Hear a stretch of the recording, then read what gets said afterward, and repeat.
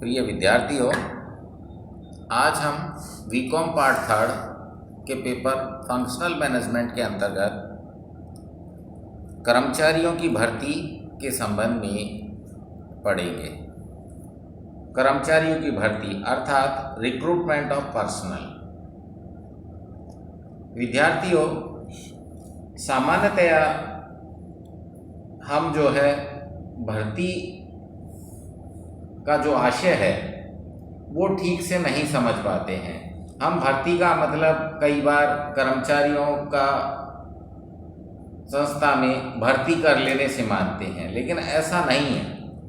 असल में जो कर्मचारियों की भर्ती है उसका सीधे सीधे आशय ये होता है कि संस्था के रिक्त पदों की जानकारी देना और उन पदों के लिए योग्य उम्मीदवार को आवेदन करने के लिए प्रेरित करने से है।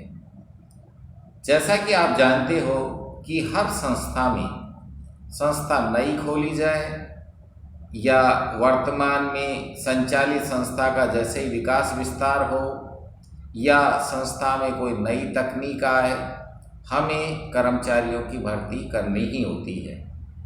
तो सबसे पहले हम ये जानेंगे कि कर्मचारियों की भर्ती से हमारा क्या आशय है।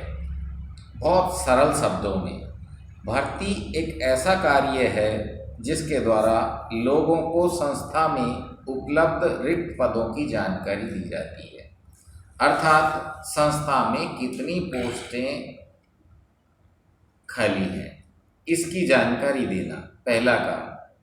और दूसरा, इसके अंतर्गत न केवल जानकारी देना अपितु उन पदों के लिए संबंधित व्यक्तियों को आवेदन करने के लिए प्रेरित करना है। तो इस तरह से भर्ती के अंतर्गत दो महत्वपूर्ण जो कार्य हैं वो शामिल किए जाते हैं। एक तो संस्था में रिक्त पद या खाली स्थानों की सूचना देते हैं हम विज्ञप्ति या उसके माध्यम से, और दूसरा उन रिक्त पदों पर किस योग्यता के उम्मीदवारों की आवश्यकता है, उस योग्यताधारी उम्मीदवारों को उन पदों के विरुद्ध आवेदन के लिए प्रेरित करते हैं। भर्ती की बहुत अच्छी परिभाषा फिलिप्पो के द्वारा दी गई है। फिलिप्पो ये मानते हैं कि भर्ती वह प्रक्रिया है जिसके द्वारा भावी कर्मचारियों की खोज की जाती है तथा उन्हें संस्था के पदों के लिए आवेदन करने हेतु प्रेरित किया जाता है। इस परिभाषा की भी हम व्याख्या करें तो ये परिभाषा भी इस बात से मेल खाती है कि असल में भर्ती के अंतर्गत हम भावी कर्मचारियों की तलाश करते हैं कि हमको किस तरह के एम्प्लॉयज़ की संस्था में ज़रूरत है और फिर हम उन्हें आवेदन करने के लिए प्रेरित करते हैं। निष्कर्ष रूप में या संक्षेप में यदि हम भर्ती को परिभाषित करना चाहें तो हम ये कहेंगे कि भर्ती एक प्रक्रिया है, इट इज़ ए प्रोसेस। और ये कैसी प्रक्रिया है जिसके अंतर्गत लोगों को संस्था में उपलब्ध पदों की जानकारी दी जाती है तथा उन्हें उन पदों के लिए आवेदन करने हेतु प्रेरित किया जाता है ताकि संस्था में अपने भावी कर्मचारियों का पूल बना सके तथा जब भी अतिरिक्त कर्मचारियों की आवश्यकता पड़े, संस्था उस पूल में से इच्छा एवं आवश्यकता अनुसार कर्मचारियों की नियुक्ति कर सके। आपने देखा कि निष्कर्ष रूप में हम रिक्त पदों के अगेंस्ट आवेदन मांगते हैं। उन आवेदनों में जितनी हमें आवश्यकता होती है उतने पदों को हम योग्य उम्मीदवारों से फिलअप कर लेते हैं। बाकी के जो उम्मीदवार हैं उनका एक पूल बना लिया जाता है और भविष्य में जब भी हमें आवश्यकता होती है नए कर्मचारियों की और संबंधित योग्यताधारी कर्मचारियों की भर्ती की, तो हम उस पूल में से जो बाकी के एम्प्लॉई हैं उनको आगे की भर्ती के रूप में काम में ले सकते हैं या उन्हें भर्ती का अवसर दे सकते हैं।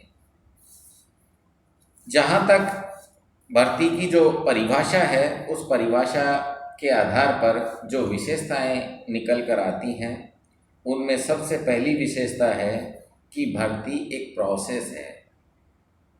जैसा कि भर्ती की परिभाषाओं में भी ये कहा गया है कि ये एक प्रोसेस है, ये एक प्रक्रिया है।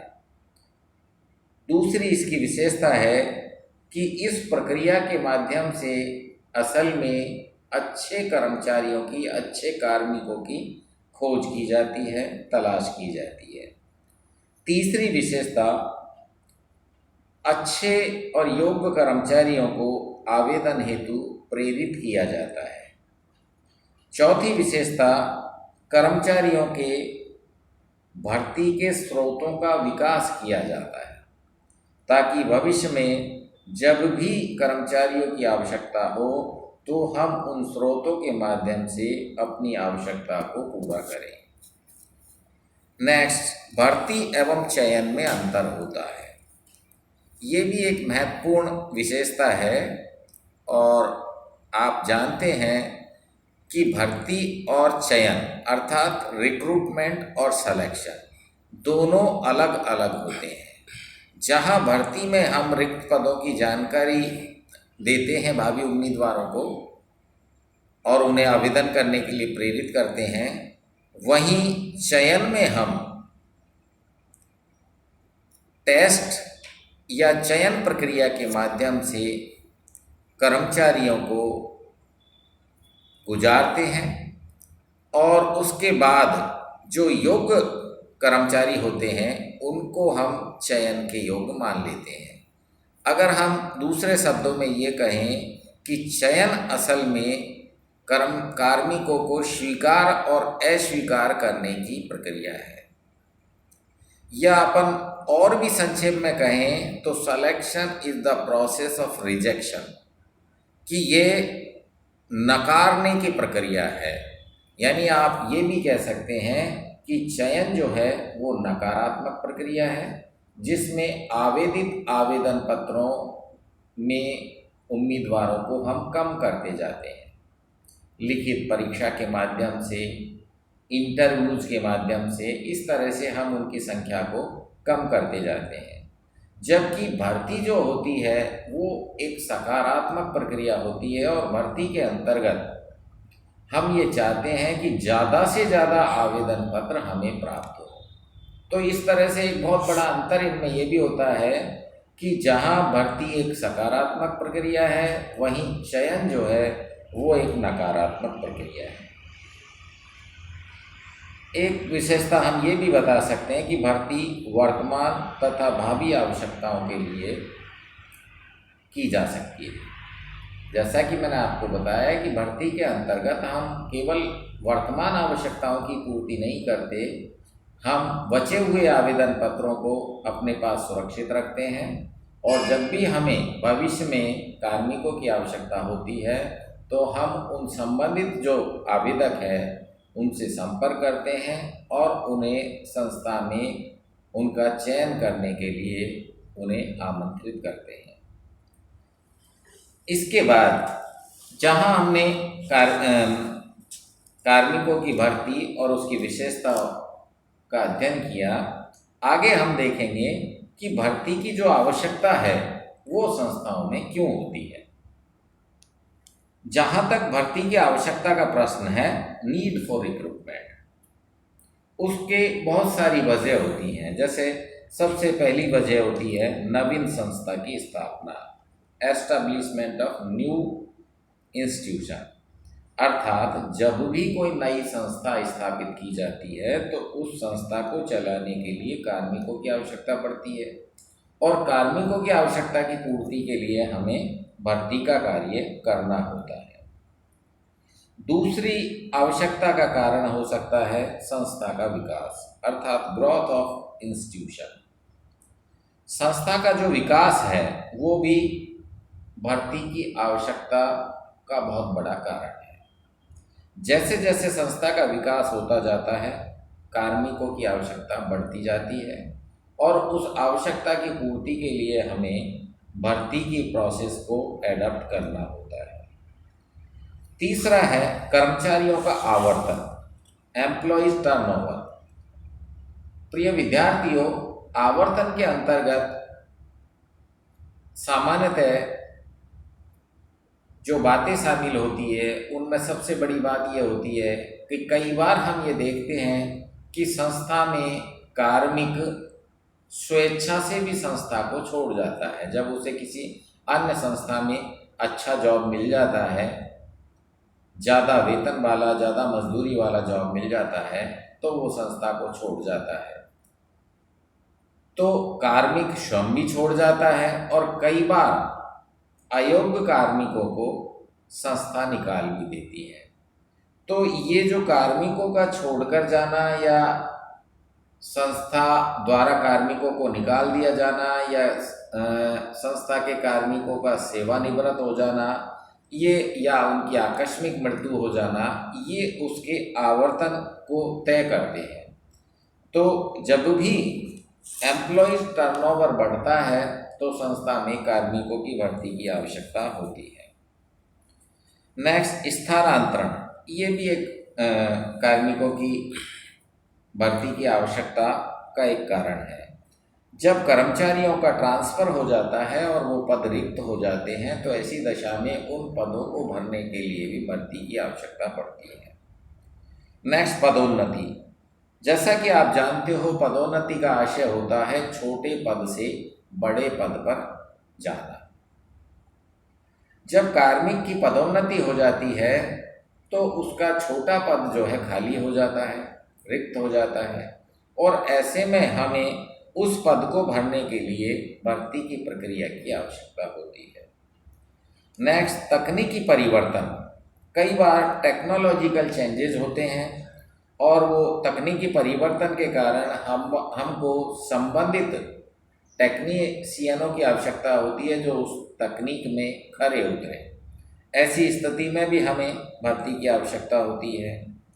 नेक्स्ट, भावी आवश्यकताओं की पूर्ति, टू फुलफिल फ्यूचर नीड्स। कई बार हम जो है अपनी भावी आवश्यकताओं को ध्यान में रखते हुए भी भर्ती की प्रक्रिया को अपनाते हैं ताकि भविष्य में हमें कार्मिकों की कमी महसूस न हो। तो नेक्स्ट हम देखेंगे भर्ती की प्रक्रिया, प्रोसेस ऑफ रिक्रूटमेंट, अर्थात भर्ती की प्रक्रिया के अंतर्गत किन किन स्टेप्स को हमें काम में लेना होता है, किन किन स्टेप्स हमें उठाने होते हैं। कर्मचारियों की भर्ती करने के लिए जो प्रक्रिया अपनाई जाती है वो निम्नानुसार है। सबसे पहला काम हम करते हैं कर्मचारियों की प्रकृति को निर्धारित करना, अर्थात हम जो है उनकी नेचर को जो है उनकी प्रकृति को निर्धारित करते हैं कि इसके अंतर्गत दूसरा है कर्मचारियों की संख्या का निर्धारण और तीसरा है भर्ती के स्रोतों का निर्धारण। अर्थात प्रोसेस ऑफ रिक्रूटमेंट या रिक्रूटमेंट जो प्रोसेस है उसमें 3 काम होते हैं: कार्मिकों की प्रकृति का निर्धारण, कार्मिकों की संख्या का निर्धारण और कार्मिकों की भर्ती के स्रोतों का निर्धारण। अब हम सबसे पहले देखेंगे कार्मिकों की प्रकृति का निर्धारण। कार्मिकों की प्रकृति के सही प्रमाप निर्धारित करने के लिए सेवी वर्गीय विभाग को 2 काम करने होते हैं, क्योंकि इस प्रकृति के अंतर्गत हम ये तय करते हैं कि संस्था में कार्मिक को क्या कर्तव्य या दायित्व दिए जाने हैं तथा उन कर्तव्य और दायित्वों को पूरा करने के लिए कार्मिक में कौन सी योग्यताएं होना आवश्यक है। तो इसके अंतर्गत हम 2 कार्य करते हैं। सबसे पहला करते हैं जॉब एनालिसिस, अर्थात कार्य विश्लेषण, जिसमें हम ये तय करते हैं कि कार्मिक को कौन कौन से कार्य करने के लिए भर्ती हम कर रहे हैं। इसके अंतर्गत 2 तरह के काम किए जाएंगे। सबसे पहले जॉब डिस्क्रिप्शन होगा, जिसमें वही कर्मचारी द्वारा किए जाने वाले कार्यों का विवरण हम तैयार करेंगे, कौन कौन से कर्तव्य और दायित्व उसे निभाने हैं। और दूसरा है व्यक्ति विशिष्ट विवरण, जिसमें मैन स्पेसिफिकेशन, अर्थात ऊपर वाले बिंदु में जो कर्तव्य और दायित्व हैं उनको पूरा करने के लिए संबंधित व्यक्ति में क्या विशिष्ट योग्यताएं होनी चाहिए। व्यक्ति की केवल टेक्निकल योग्यता की ही आवश्यकता नहीं, वह व्यक्ति सामाजिक रूप से, चारित्रिक रूप से और उस कार्य को करने की योग्यता के रूप से, उसमें वो सारी योग्यताएं हैं या नहीं जो उस कार्य के दायित्व को ठीक से पूरा करने में मदद करें। इसके बाद दूसरा काम करना पड़ता है विद्यमान कार्मिकों का पुनरावलोकन। कई बार हम क्या होता है, review of the present employees, हमारे जो वर्तमान कार्मिक है, जैसे कोई पद हमारे यहाँ रिक्त हुआ तो हम अपने एम्प्लॉयज़ का ही रिव्यू करते हैं कि जो पद रिक्त हुआ है उस पद को, उस के कर्तव्य और दायित्वों को पूरा करने के लिए क्या वर्तमान में ही हमारे कार्मिकों में कोई ऐसा योग्य व्यक्ति है। तो अगर ऐसा होता है तो हम अपने इंटरनल सोर्सेज से ही उस पद को भरते हैं। नेक्स्ट आपके दूसरा जो इस प्रक्रिया का महत्वपूर्ण स्टेप है वो है कर्मचारियों की संख्या का निर्धारण। सबसे पहले हमने देखा कि कार्मिकों की प्रकृति का निर्धारण, दूसरा हम देख रहे हैं कार्मिकों की संख्या का निर्धारण। कार्मिकों की संख्या का निर्धारण कई बातों पर निर्भर करता है, जैसे वर्तमान में विद्यमान जो कार्य है वो किस तरह का है, भावी विस्तार की संभावनाएं कैसी हैं, जो कार्यभार है उसका हम अनुमान लगाते हैं कि वो कितना है, क्या एक व्यक्ति उसे कर लेगा या उस कार्यभार को पूरा करना, उस वर्कलोड को पूरा करने के लिए हमें कितने कार्मिकों की आवश्यकता होगी। उसके आधार पर, उस कार्यभार, उस वर्कलोड के आधार पर हम विद्यमान कर्मचारियों की संख्या को तय करते हैं और फिर उसके उपरांत विद्यमान कार्मिकों में से निकट भविष्य में छोड़कर जाने या सेवानिवृत्त होने या पदोन्नति प्राप्त करने वाले जो कार्मिक हैं उनकी भी एक अनुमानित संख्या का हम पता करते हैं और उसके आधार पर फिर हम ये तय करते हैं कि हमें असल में कितने कार्मिकों की आवश्यकता है। और इसके बाद जो तीसरा स्टेप है वो प्रिय विद्यार्थियों हम अगले वीडियो के अंतर्गत देखेंगे, भर्ती के स्रोतों का निर्धारण।